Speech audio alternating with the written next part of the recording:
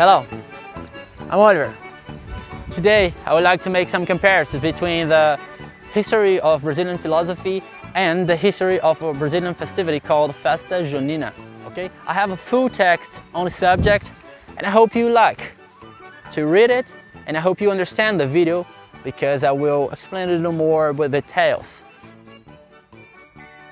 So guys, as you saw, the quality of that video wasn't that good, so we'll be finishing the video on here. The Brazilian Zeitgeist, from festivities to philosophy. A quick parallel between the history of Brazilian philosophy and the history of Brazilian festivities in June. Propose. My intention here is not to extend on Brazilian history, but rather present you some aspects of Brazilian thinking based on fragments of history. The fragments should give you the zeitgeist of the Brazilian culture. In the intellectual sense, we consume, we create, but we don't export, we Brazilians. Brazil is a very fruitful country in literal and metaphorical sense, but to share the intellectual fruits is a privilege that only few countries have. Contrast. Festa Junina. The Brazilian festivities called Festa Junina, because it occurs in June, has its roots in Portugal, by the original name Festa Joanina from the Catholic Saint João Batista. It is celebrated from 23 to 24 of June each year. The Portuguese folk brought the festivities out together with more two saints, Saint Antonio and Saint Pedro. Pardon. Leading a whole month of festivities and further changing the name to Festa Joanina. At first, it was a sacred festivity, but with time, it changed its name and its essence, turning out to be more like a party, including dances. The Festa Junina dances have influence from French noble dance and are in group, with little changes gained the name of quadrilla. In dances, we also have the Spanish danza de fitas. As the festivities moved throughout the country, the terrain and land, the population characterized the festivities. One example is the corn, which sprouts in abundance in the country, especially in June, so it became part of festivities in the form of a tribute for abundance. Being popcorn the most notable dish consumed during the party. When it's served or sold in the church surroundings, it's called commerce, from the French language. Sorry.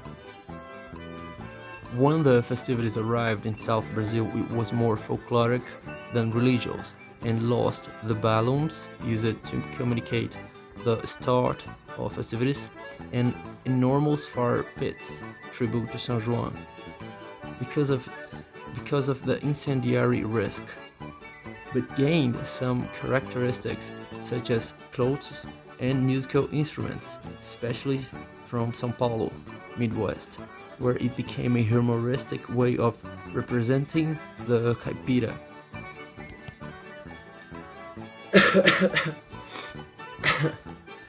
It is still history, so it is still changing. The folklorical aspects, for example, the humor on wearing or its changing in camp from cold to hot, but nothing compared to Halloween, for example, that traveled the world.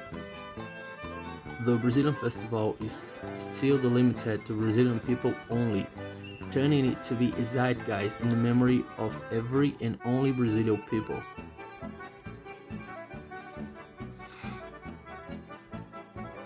Brazilian philosophy. The Brazilian philosophy also comes from Europe, more precisely brought from Portuguese and Spanish priests. The priest, before I talk about Brazilian philosophy, the term Zeitgeist comes from German. I first read by Hegel and means the thinking of a era. You know, the Brazilian philosophy also comes from Europe, more precisely brought from Portuguese and Spanish priests. The priest did philosophy by the eyes of the church, looking at the Native Americans. The most important question was, do they, Native Americans, have a soul? If so, they are God's creatures and must be evangelized, not slaved.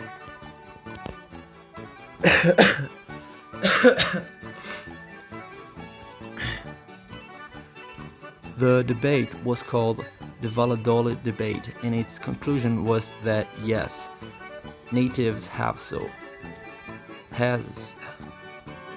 Let me correct this. Natives have souls, and the Portuguese church started a campaign sending priests to Brazil in order to evangelize the natives.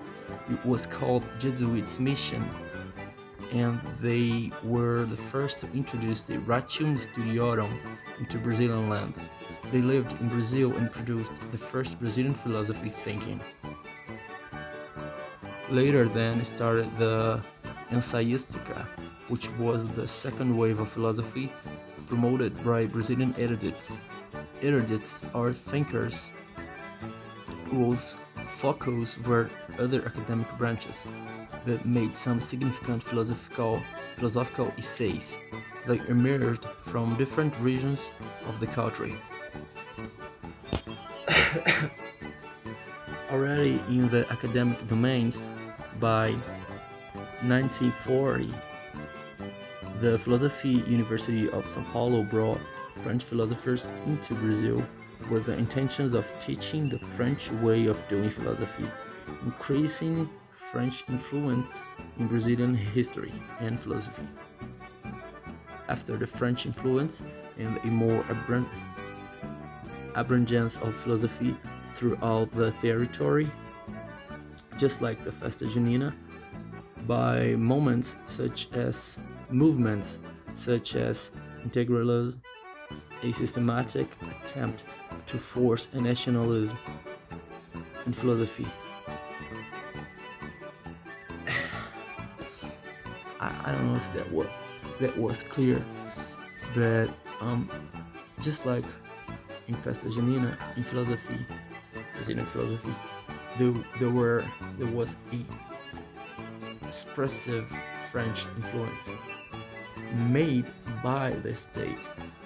The French philosophers were brought from France to Brazil to teach Brazilians how to do philosophy à la française. I mean, in a French way.